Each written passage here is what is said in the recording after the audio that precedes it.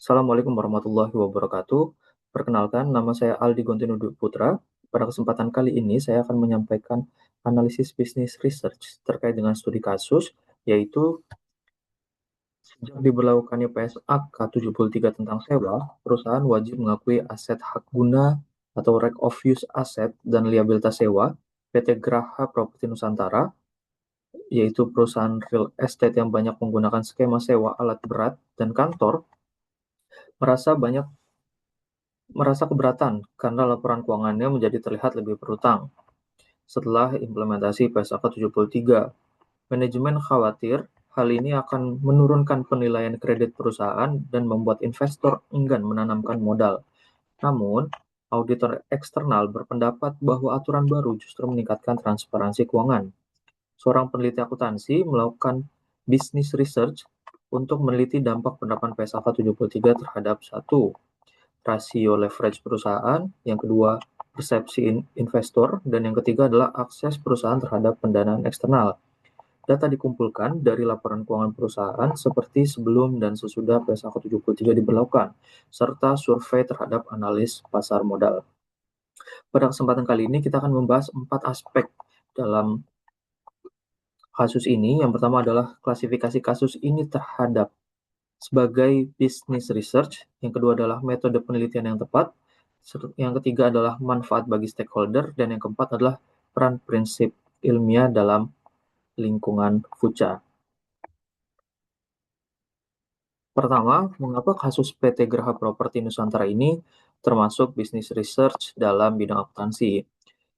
Ada 3 alasan utama. Yang pertama adalah ini merupakan masalah bisnis yang nyata.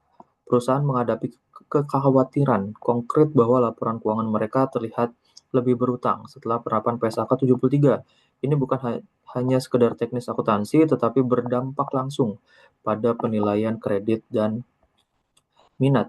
Yang kedua itu adalah penelitian ini sangat kontekstual dan aplikatif. Tujuannya adalah memecahkan masalah praktis yang dihadapi manajemen dalam pengambilan keputusan strategis. Yang ketiga itu adalah hasil penelitian merupakan dampak strategis yang signifikan. Temuan penelitian akan mempengaruhi keputusan pendanaan, investasi maupun komunikasi dengan stakeholder.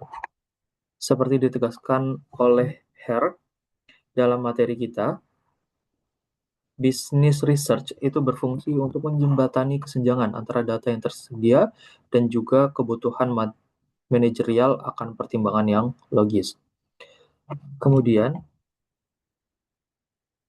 yang kedua, itu adalah metode penelitian apa yang sesuai untuk menganalisis dampak PSAK ini. Saya merekomendasikan pendekatan mixed method yang menggabungkan antara metode kuantitatif dan juga kualitatif. Untuk aspek kuantitatif, kita dapat menggunakan analisis komparatif rasio leverage sebelum dan sudah PSAK 73. Yang kedua itu adalah time series analysis untuk melihat tren perubahan dari tahun ke tahun. Yang ketiga adalah uji statistik untuk mengukur signifikansi perubahan.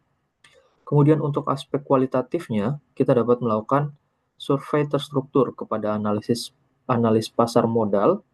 Yang kedua adalah wawancara mendalam dengan manajemen perusahaan. Yang ketiga adalah studi persepsi investor melalui kuesioner. Pendekatan mixed method ini memungkinkan kita untuk menangkap tidak hanya perubahan angka-angka keuangan, tetapi juga persepsi dan respon stakeholder terhadap perubahan tersebut.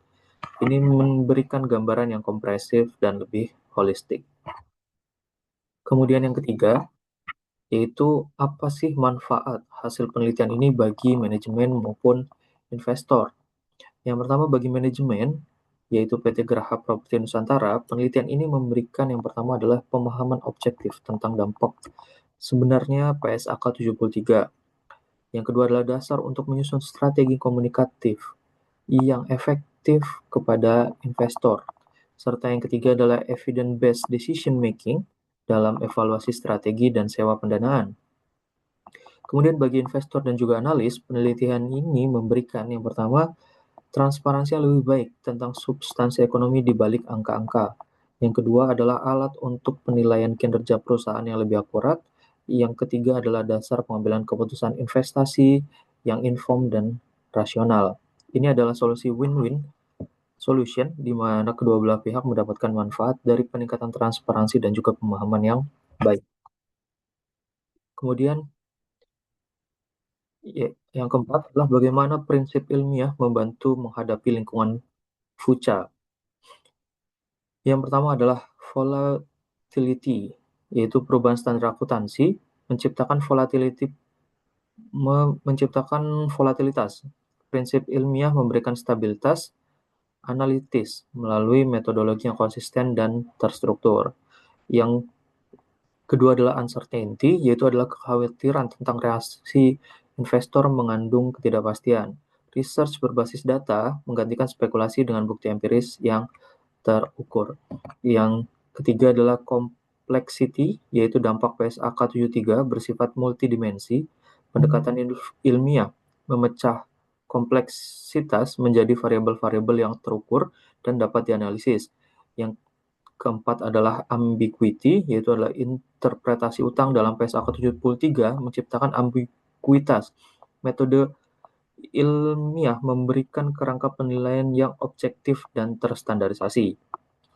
Dengan penerapan prinsip objektif, replikatif, dan validitas, organisasi dapat beralih dari keputusan berbasis intuisi menuju evidence-based management yang lebih resilient.